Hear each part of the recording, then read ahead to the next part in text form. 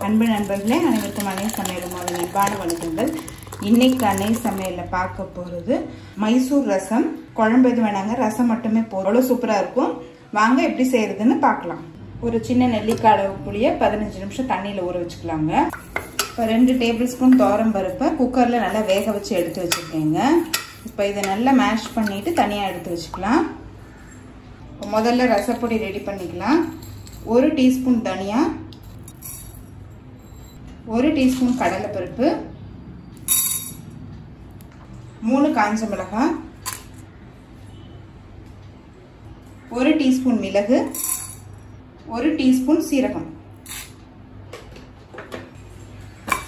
இது எல்லாத்தையும் நல்ல வாசனை வர வரைக்கும் வறுத்துக்கலாங்க. ஸ்லோலி வச்சு வறுத்துக்கோங்க. இப்போ இது கூடவே 1 டேபிள் ஸ்பூன் தேங்காய் துருவல் சேர்த்துக்கலாம்.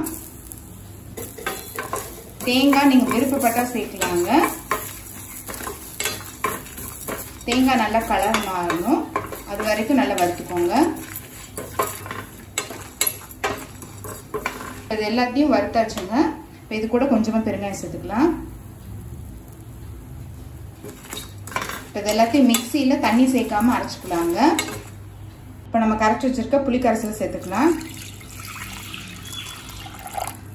2 தக்காளி,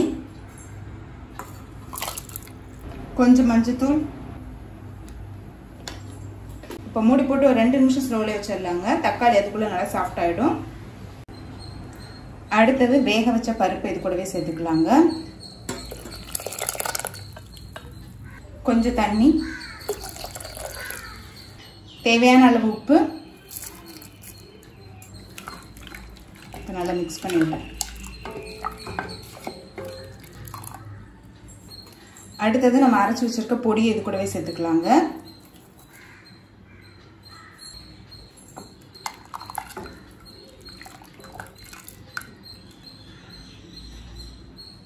இப்ப ரசப்பொடி சேர்த்துட்டு நல்லா 2 நிமிஷம் ஸ்லோல இருக்கட்டும்.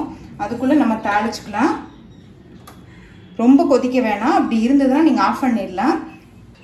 கடாயில கொஞ்சமா நெய்யும் கொஞ்சமா எண்ணெயும் சேர்த்திருக்கேங்க. 1 டீஸ்பூன் கடுகு,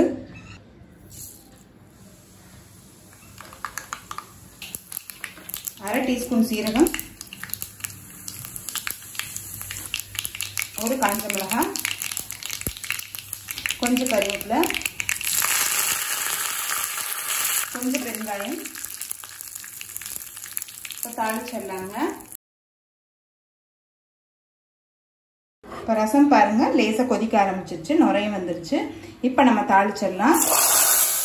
நான் ஸ்டவ் ஆஃப் பண்ணிட்டேங்க. கொஞ்சம் கொத்தமல்லி சேர்த்துக்கலாம்.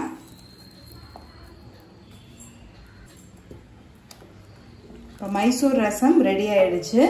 நம்ம சர்வ் பண்ணிடலாம். மூடி போட்டு வச்சிருங்க, அப்பதான் வாசனை போகாது. இப்போ சுவையான மைசூர் ரசம் ரெடி ஆயிடுச்சு. ரெசிபியை ட்ரை பண்ணி பாருங்க, கண்டிப்பா உங்களுக்கே பிடிக்கும். ரெசிபி பிடிச்சிருந்ததுன்னா வீடியோவை லைக் பண்ணுங்க, கமெண்ட் பண்ணுங்க, ஷேர் பண்ணுங்க. இது வரைக்கும் அன்னை சமையல் சேனலை சப்ஸ்கிரைப் பண்ணாதவங்க சப்ஸ்கிரைப் பண்ணுங்க. தேங்க்யூ.